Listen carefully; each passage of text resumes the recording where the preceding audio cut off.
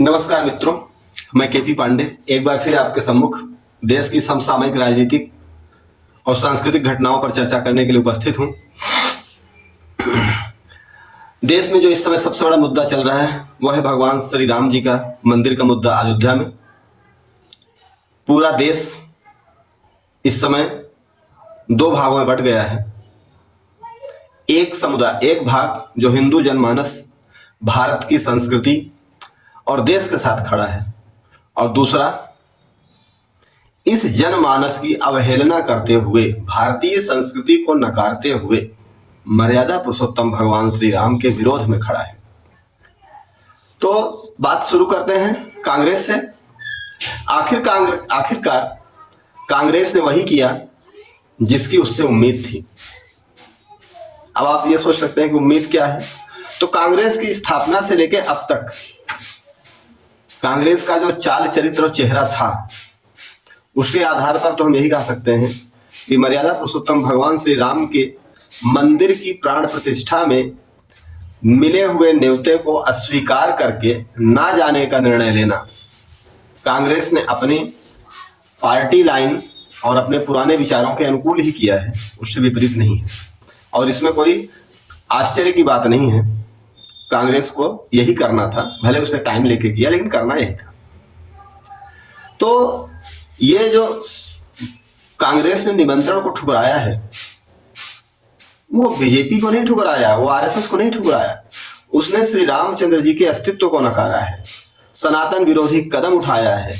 और कांग्रेस ने एक बार फिर साबित कर दिया कि वो भगवान राम के साथ नहीं, रोम के साथ है। जी हाँ, अब यहां आप समझ सकते हैं, राम और रोम दो विचारधाराएं हैं। एक विचारधारा जो है भगवान राम की है, जो कि देश की सांस्कृतिक विरासत है, देश की सनातनी विरासत है।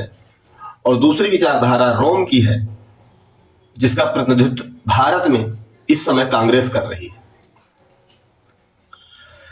तो ये आपको थोड़ी सी मैं घटना बता देता हूं कि कांग्रेस की स्थापना एक अंग्रेज ने की थी। A.O. ह्यूम, आजादी के पहले कांग्रेस की स्थापना हुई थी। और कांग्रेस की स्थापना करने का उद्देश्य यह था कि देश में जो इस समय आजादी की लहर चल रही है, आजादी के पहले की बात कर रहा हूं मैं, जब अंग्रेजों का शासन था, उस समय देश में भारत की आजादी की लहर चल रही थी और देशभक्तों की एक बहुत बड़ी भीड़ जहां तहां उमड़ पड़ती थी। और लोगों के अंदर यह आ गया था कि नहीं, मुझे देश को आजाद कराना है। उस समय इस आवाज को दबाने के लिए एक अंग्रेज ने कांग्रेस की स्थापना की, जिसका उद्देश्य यह था कि देश में जो देशभक्तों की आवाज उठ रही है उनको कैसे दबाया जाए, कुचला जाए। और कांग्रेस ने आजादी की मांग नहीं की। कांग्रेस भारत में अंग्रेजों का जो शासन था उसको चाहती थी कि भारत में अंग्रेजों का शासन रहे और उनके शासन के अंदर मुझे कुछ प्रशासनिक सुविधाएं दी जाए, आजादी नहीं। अब दूसरा चीज आपको बता देता हूं। देश की आजादी के बाद 1951 में सोमनाथ मंदिर का उद्घाटन हुआ। उसमें डॉक्टर राजेंद्र प्रसाद, जो कि उस समय तत्कालीन राष्ट्रपति थे, भारत के प्रथम राष्ट्रपति थे, उनको सोमनाथ के मंदिर के उद्घाटन कार्यक्रम में जाना था, निमंत्रण मिला था और वो जाना भी चाहते थे। लेकिन उस समय के भारत के प्रधानमंत्री जवाहरलाल नेहरू नहीं चाहते थे कि भारत का कोई प्रधानमंत्री या भारत का कोई राष्ट्रपति या भारत का कोई सरकारी तंत्र का आदमी हिंदुओं के किसी कार्यक्रम में जाए। जब राजेंद्र प्रसाद ने कहा कि मुझे सोमनाथ मंदिर के उद्घाटन कार्यक्रम में जाना है, तो जवाहरलाल नेहरू ने इसका पुरजोर विरोध किया। वो नहीं चाहते थे कि भारत के राष्ट्रपति हिंदुओं के कार्यक्रम में जाए। इसमें लंबी बहस हुई और जवाहरलाल नेहरू ने कहा कि सोमनाथ मंदिर के उद्घाटन कार्यक्रम में जाने का मतलब है कि आजादी के बाद अब भारत में हिंदू रिवाइवलिज्म, मतलब हिंदू पुनर्जागरण, हिंदू रिवाइवलिज्म होने जा रहा है। जिसके जवाब में डॉक्टर राजेंद्र प्रसाद ने कहा कि आपकी ये सोच गलत है, ये हमारी सांस्कृतिक की पुनर्स्थापना का कार्यक्रम है। भारत की संस्कृति की पुनर्स्थापना हो देश के आजादी के बाद, ये जरूरी है। और ये सोमनाथ का मंदिर हमारी सांस्कृतिक पुनर्स्थापना का कार्यक्रम है और इसमें मैं अवश्य जाऊंगा। मैं अपनी संस्कृति से अलग रहकर जीवित नहीं रह सकता। ये तत्कालीन डॉक्टर राजेंद्र प्रसाद जी जो भारत के राष्ट्रपति थे उनके विचार थे, और उनके इन विचारों से जवाहरलाल नेहरू सहमत नहीं थे। इतना ही नहीं, जब राष्ट्रपति राजेंद्र प्रसाद सोमनाथ मंदिर के उद्घाटन कार्यक्रम में गए और वहां पर अपना भाषण दिया, अपना वक्तव्य दिया, तब नेहरू ने राष्ट्रपति के भाषण को सामान्य जन तक न पहुंचाया जा सके, इसके लिए पीआईबी को निर्देश दिया है। पीआईबी, प्रेस इंफॉर्मेशन ब्यूरो, जो सरकार का एक सरकारी तंत्र होता है जो सरकारी सूचनाओं को सामान्य जन तक, जनजीवन तक पहुंचाता है, उसको निर्देश दिया कि चूंकि भारत के राष्ट्रपति किसी हिंदू के कार्यक्रम में गए हैं तो उनके वहां के दिए गए वक्तव्यों को सामान्य जन तक न पहुंचाया जाए। और पीआईबी ने जवाहरलाल नेहरू की इन बातों को सुनते हुए या जवाहरलाल नेहरू की ऐसी धमकी को मानते हुए इस कार्यक्रम का कोई भी प्रेस नोट जारी नहीं किया था। तो आपको मैं इसलिए बता रहा हूं ये कि आप समझ सकते हैं कि कांग्रेस की स्थापना के समय से ही सनातन विरोध, भारत की संस्कृति का विरोध इसके मूल में रहा है। इतना ही नहीं, आपको मैं एक चीज और बता देता हूं कि अभी आजकल जो देखो ना, बहुत सारा होता है कि सरकार हमारी आवाज को दबा रही है, बोलने की आजादी छीनी जा रही है। तो आप सोच लीजिए कि जब देश आजाद हुआ था, ये बात मैं आपको बता रहा हूं 1951 की, जब सोमनाथ मंदिर की स्थापना हुई थी, तब भारत के राष्ट्रपति की आवाज को दबाने की पूरी कोशिश की गई और उसमें सफलता भी पाई गई। भारत के राष्ट्रपति डॉक्टर राजेंद्र प्रसाद हिंदुओं के एक मंदिर, भगवान महाकाल, भगवान शंकर का सोमनाथ मंदिर जो गुजरात में है, उसका जब उद्घाटन कार्यक्रम हुआ उसमें गए और वहां पर वो गए, उनके वक्तव्यों को सामान्य जन तक न पहुंचाया जाए, उनकी आवाज को किस प्रकार दबाया जाए, इसकी सारी व्यवस्था उस समय के जवाहरलाल नेहरू जी ने किया था। अब यहां पर एक चीज और आपको समझने वाली बात है, जो लोग बोलते हैं कि देश के राष्ट्र नायक थे जवाहरलाल नेहरू, तो उनके लिए मैं एक चीज बताना चाहता हूं कि जवाहरलाल नेहरू अपने आप को खुद ही एक्सीडेंटल हिंदू कहते थे। वो कभी नहीं कहते थे कि प्राउडली कि मैं हिंदू हूं।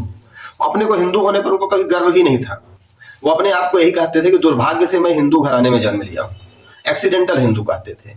और उनको लगता था कि हिंदुओं के जो विचार हैं, हिंदुओं की जो संस्कृति है, वो निचले स्तर की है, उनके लायक नहीं है।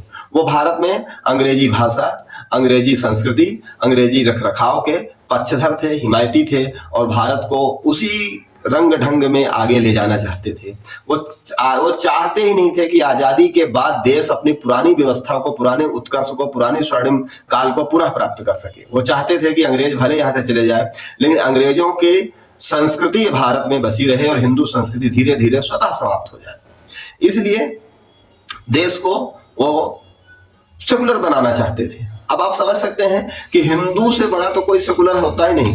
हिंदू शब्द अपने आप में सेकुलरिज्म का पर्याय है, क्योंकि हिंदुओं में विभिन्न भाषाएं हैं, विभिन्न बोलियां हैं, विभिन्न जाति है, विभिन्न समाज है, विभिन्न संस्कार हैं। जो भगवान को मानता है वो भी हिंदू है, जो भगवान को नहीं मानता वो भी हिंदू है, जो राम को मानता है वो भी हिंदू है, जो महाकाल को मानता है वो भी हिंदू है। तो भारत की संस्कृति का ये निचोड़ ही था कि यहाँ अपने आप में सेकुलरिज्म था। शांतिपूर्ण सह अस्तित्व और एक दूसरे के विचारों को आदर करना, सम्मान करना, ये भारतीय संस्कृति की सबसे बड़ी पहचान है। और ये आज नहीं है, ये भारत की 800 सालों की गुलामी के पहले भी थी और हिंदुओं जनमानस में बाद में भी थी और आज भी है। अब आप ये कह सकते हो, इसे कांग्रेस तो इसको मानती नहीं कि 800 साल की गुलामी, कांग्रेस तो यही मानती है कि अंग्रेज आए और भारत को गुलाम कर रहे। जबकि घटना यह है कि भारत 800 सालों तक गुलाम रहा। पहले मुगलों के गुलामी अधीन था, फिर अंग्रेजों के अधीन था, और मैं तो ये कहूंगा कि पिछले 60-65 साल फिर कांग्रेस के अधीन था। असली आजादी आपको 2014 में ही मिली है, जब भारत में भारतीयता का समावेश हुआ, जब भारत में भारतीय संस्कृति की जड़ मजबूत होनी शुरू हुई, जब भारत में लोगों को ये लगने लगा कि हाँ, हम अपनी आजादी का अपने तरीके से, अपनी संस्कृति के हिसाब से अनुभव कर सकते हैं और अपनी संस्कृति का प्रचार प्रसार कर सकते हैं, तभी उसको आजादी मानते हैं। राम मंदिर सिर्फ एक मंदिर नहीं है, ये भारतीय संस्कृति का धरोहर है। ये हमारे संस्कृति का, हमारे हिंदुस्तान के हर एक व्यक्ति का अभिमान है, स्वाभिमान है। मर्यादा पुरुषोत्तम भगवान श्री राम सिर्फ हिंदुओं तक सीमित नहीं है, ये हर उस वर्ग तक सीमित है जो अपने आप को वंचित मानता हो या शासक मानता हो या कुशल मानता हो या अकुशल मानता हो। राम सबके हैं, राम सब में है, राम से सबका अस्तित्व है और सबके साथ राम का अस्तित्व है। तो राम से अलग होकर भारतीय संस्कृति की कल्पना ही नहीं की जा सकती, असंभव है वो चीज। अब फिर से आपको मैं बता देता हूं एक उदाहरण, आप समझिएगा कांग्रेस के चाल चलित और चेहरे को लेकर। अभी राम मंदिर का जब उद्घाटन हो रहा है तो कांग्रेस कह रही है कि धर्म एक निजी मामला है, इसका आडंबर नहीं करना चाहिए, इसका प्रचार नहीं करना चाहिए। हमारे अंदर भगवान राम है, हम अपने घर में चुपचाप पूजा कर सकते हैं। लेकिन इनसे कोई ये पूछे कि जब मदर टेरेसा को वेटिकन सिटी ने संत की उपाधि दी थी, तब सोनिया गांधी ने खुश होते हुए मदर टेरेसा को संत की उपाधि मिलने पर अपनी खुशी क्यों जाहिर की थी? देश में एक सबसे बड़ा धोखा और चल रहा है और वो ये है मदर टेरेसा के बारे में। मदर टेरेसा आपको सबको मालूम होगा, अब मैं बताता हूं उनकी असलियत। मदर टेरेसा जिन्होंने इस देश में सबसे बड़े धर्मांतरण का कार्यक्रम चलाया था, वो एक ईसाई थी, ईसाई मिशनरी के तहत यहां काम करती थी।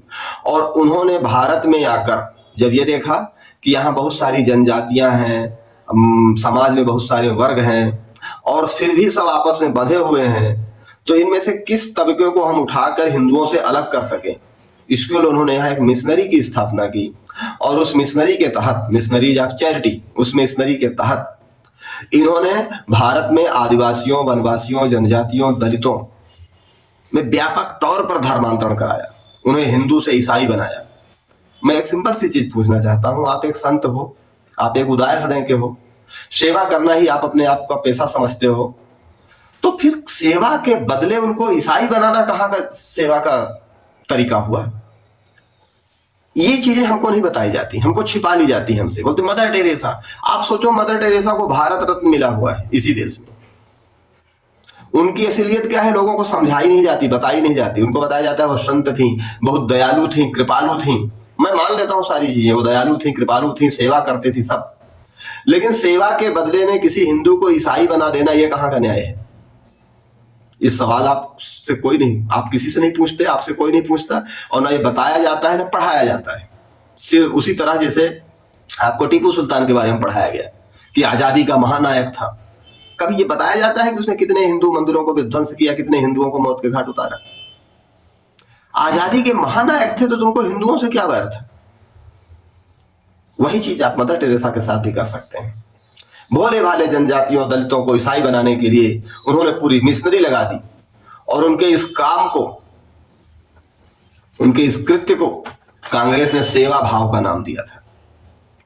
और इतना ही नहीं, आपको बता ही दिया मैं कि जब वेटिकन सिटी ने मदर टेरेसा को संत की उपाधि दी, तब तत्कालीन कांग्रेस की अध्यक्ष सोनिया गांधी ने खुश होते हुए वेटिकन सिटी को एक लेटर लिखा था और उसमें लिखा था कि हम बहुत खुश हैं और पूरा भारत आपके इस कृत्य से गदगद है, खुश है। तो सनातन विरोध, हिंदू विरोध, ये कांग्रेस का डीएनए है, वहीं से शुरू हुआ है और ये वहां से चला आ रहा है, ये आज का नहीं है। अब कांग्रेस के हिंदू विरोधी होने के कुछ उदाहरण भी मैं आपको दे देता हूं, आप खुद समझ सकते हैं। आजादी के बाद हिंदुओं को दबाने के लिए, नीचा दिखाने के लिए, उनको कुचलने के लिए भारत में कई तरह के कानून भी बनाए गए। उनमें से एक है अल्पसंख्यक कानून। जो देश में माइनॉरिटी है उसको आप सारी सुविधाएं देने को तैयार हो, अच्छी बात है। तो वो गरीब है उसको आप जीवन स्तर उठाओ, अनपढ़ है उसको पढ़ाओ, लेकिन वो माइनॉरिटी है इसलिए उसको सुविधाएं दूंगा, ये कहां का न्याय है? किसी गरीब की धर्म देखकर आप उसको सुविधाएं देते हो, सबसे बड़ा अन्याय तो यही है गरीबी के साथ। ये गरीबी के साथ मजाक है और ये मजाक देश में कांग्रेस ने किया अल्पसंख्यक आयोग बनाकर, अल्पसंख्यक कानून बनाकर। किसी भी व्यक्ति को, वो कोई भी हो, हिंदू हो, मुस्लिम हो, क्रिश्चियन हो, कोई भी हो, आप उसको न्याय देना चाहते हो, आप उसको सुविधाएं देना चाहते हो, तो आप उसके धर्म को देखकर उसको सुविधाएं क्यों देते हो? वो गरीब है, उसे जरूरत है, आप उसको दो। आप ये मत देखो दान देते समय या दक्षिणा देते समय या हम कहते हैं चैरिटी के समय या सरकारी सुविधाएं देते समय आप अगर उसके धर्म को देखकर चश्मा लगाते हो कि हाँ ये धर्म का है इसलिए देना चाहिए, ये धर्म का नहीं इसलिए नहीं देना चाहिए, यह उसके साथ सबसे बड़ा मजाक है। दूसरा कानून आपका है वक्फ का कानून, ये भी कांग्रेस ने ही लाया था, वक्फ एक्ट। वक्फ एक्ट ऐसा बड़ा इतना खतरनाक एक्ट है कि आप समझ सकते हो कि देश में जो भू संपत्ति है, अचल संपत्ति जो देश में है भूमि की, वो रेलवे और सेना के बाद तीसरा सबसे बड़ा भू संपत्ति का मालिक आज वक्फ बोर्ड है। और उसके पास इतनी पावर है कि अगर वो खड़े होकर कहीं बोल दे कि ये संपत्ति मेरी है, तो वक्फ को यह सिद्ध नहीं करना होता कि यह संपत्ति तुम्हारी है, सिद्ध करो। और जिसकी बेचारे की संपत्ति है वो जाके कोर्ट कचहरी से हर जगह दौड़े और सिद्ध करे कि नहीं भैया ये मेरी है, वक्फ की नहीं। इतना कठोर कानून लादा गया हिंदुओं पर कि अगर किसी हिंदू व्यक्ति की संपत्ति को वक्फ कह दे कि मेरी है, तो वक्फ को कोई फर्क नहीं पड़ता, लेकिन हिंदू की जिंदगी पूरी बर्बाद हो जाएगी यह सिद्ध करने में कि नहीं ये तुम्हारी नहीं मेरी है। एक उस समय मजाक भी चला था व्हाट्सएप पर कि अगर चांद पर पहुंच के वक्फ कह दे कि ये चांद मेरा है, तो फिर पूरी दुनिया को यह साबित करना पड़ेगा कि नहीं चांद वक्फ का नहीं है, सबका है। उसके बाद 1991 में एक इन्होंने लाया था प्लेसेस ऑफ वर्शिप एक्ट, आप सुने होंगे, प्लेसेस ऑफ वर्शिप एक्ट, पूजा के अधिकार का जो कानून था। उसमें तो इन्होंने सीधा सीधा दे दिया कि 1947 के बाद अगर आप 1947 से पहले अगर आपके किसी मंदिर को तोड़ा गया हो, तहस नहस किया गया, विध्वंस किया गया हो, तो आप उसको लेने के अधिकारी अब नहीं, क्योंकि वहां पर अगर कोई अपना दूसरे धर्म का व्यक्ति अगर वहां पूजा पाठ कर रहा है, अपना इबादत कर रहा है या वर्शिप कर रहा है, तो आप उसके अधिकारी नहीं। यानी आप ये समझ लीजिए कि 1947 के पहले आपके घर पर किसी ने कब्जा कर लिया, तो आजादी के बाद अब उस कब्जे को हटाने के अधिकारी आप नहीं हो। ये कैसी आजादी दे रहे हो आप? 800 सालों की गुलामी के बाद हम किसी तरह आजाद हुए और आजादी के बाद ये बोलते हो कि जिस भूभाग पर, जिस भाग पर किसी और ने कब्जा कर लिया वो कब्जा बना रहेगा। ये है वर्शिप एक्ट। ये 1991 में कांग्रेस ने लाई थी। इसके अलावा कांग्रेस की एक चाल और बताते हैं दंगों के मामलों में। कांग्रेस जब सत्ता में थी तो उसने एक कम्युनल वायलेंस एक्ट लाने की कोशिश की थी, हालांकि चाल उसकी कामयाब नहीं हो पाई। बीजेपी ने तगड़ा विरोध किया, बीजेपी के भयंकर विरोध के बाद उनको अपने कानून को वापस लेने पड़े थे।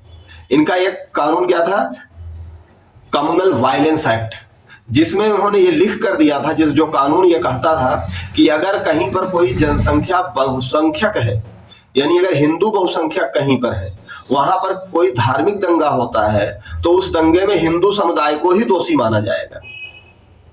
यानी एक ऐसे समझ लीजिए कि किसी गांव में हिंदू और मुस्लिम दोनों रहते हैं, वहां पर मुस्लिमों की आबादी मान लीजिए 35% है और हिंदुओं की आबादी 65% है।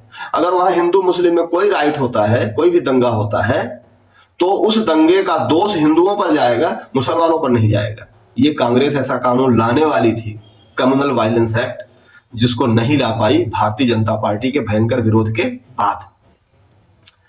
इसका राम विरोधी है, सनातन विरोधी, हिंदू विरोधी कांग्रेस। इसका एक और प्रमाण दूं, इनकी नजर में राम एक काल्पनिक पात्र है, राम का अस्तित्व ही नहीं है। कांग्रेस ने ये एफिडेविट कोर्ट में दिया हुआ है कि राम का कोई अस्तित्व नहीं है, राम जैसी कोई चीज पैदा नहीं हुए थे, राम है ही नहीं, ये एक काल्पनिक मनगढ़ंत कहानी बनाई गई है, राम कथा, ये उपन्यास है वाल्मीकि जी का। तो जो कि आप समझ सकते हो कि आज नहीं, अनादिकाल से, सदियों से आप सुनते होगे राम राम, जय श्री राम, हरे कृष्ण। और इतना ही नहीं, लोगों के नाम में भी आप देखोगे राम, जगत राम, शालिक राम, तुलसी राम, बहुत सारे नाम मिल जाएंगे आपको, जिनके नाम के अंत में या नाम के पहले में या राम बीच में कहीं ना कहीं राम भी लगता है। तो उन राम को कांग्रेस ने बताया था कि ये काल्पनिक पात्र है। इतना ही नहीं, अब आपको बताते हैं कांग्रेस की चाल। हाई कोर्ट, सुप्रीम कोर्ट, जहां पर भी ये मामला चलता था, वहां के जज जब रिटायर हुए तो उन्होंने खुद कहा कि राम मंदिर पर कोई फैसला ना आने पाए, इसके लिए ऊपर से बहुत दबाव रहता था। अब आप समझ सकते हो कि एक सीजे आई थे, चीफ जस्टिस ऑफ इंडिया थे, भारत के मुख्य न्यायाधीश दीपक मिश्रा। दीपक मिश्रा राम मंदिर पर त्वरित सुनवाई चाहते थे और चाहते थे कि उनके कार्यकाल में राम मंदिर का फैसला हो जाए, और इस पर सुनवाई के लिए वो एक रैपिड एक्शन कार्य करना चाहते थे और एक कमेटी बनाना चाहते थे, वो संवैधानिक पीठ बोल सकते हैं संवैधानिक भाषा में। फिर दीपक मिश्रा जो उस समय वर्तमान में मुख्य न्यायाधीश थे भारत के, वो एक संवैधानिक पीठ बनाना चाहते थे जिसमें राम मंदिर पर डे टू डे सुनवाई हो, राम मंदिर का निर्णय जो भी हो वो आए। उन पर दबाव डाला गया कि नहीं, आप ऐसा नहीं कर सकते। इतना ही नहीं, जब वो नहीं माने तो उन पर महाभियोग लगाने का दबाव भी डाला गया, दीपक मिश्रा पर महाभियोग लगाया जाएगा, धमकी दी गई उनको। हालांकि बीजेपी के विरोध के बाद उन पर महाभियोग तो नहीं लगा, लेकिन दीपक मिश्रा डर गए। मैं यही मानूंगा कि वो डर गए और वो संवैधानिक पीठ की स्थापना नहीं कर पाए। उसके बाद जो चीफ जस्टिस हुए गोगोई सर, उन्होंने राम मंदिर पर त्वरित सुनवाई के लिए एक संवैधानिक पीठ की स्थापना की और उस पीठ ने फिर जो भी फैसला दिया वो आपके सामने है, और उस फैसले के ही फलस्वरूप आज राम मंदिर बनकर तैयार हो चुका है। तो आप जो लोग ये बोलते हैं कि राम मंदिर चूंकि सुप्रीम कोर्ट के आदेश पर बन रहा है, इसमें बीजेपी का कोई रोल नहीं है, आरएसएस का कोई रोल नहीं है, उनको मैं ये बताना चाहता हूं कि सुप्रीम कोर्ट के ही आदेश पर हुआ है, लेकिन सुप्रीम कोर्ट आदेश दिया है, इसके पीछे सरकार का बहुत बड़ा हाथ होता है, क्योंकि आपने इस 75 साल तक आपने इसको दबाए रखा, सुप्रीम कोर्ट के जजों को निर्णय नहीं लेने दिया, अब जाके इस निर्णय हुआ है।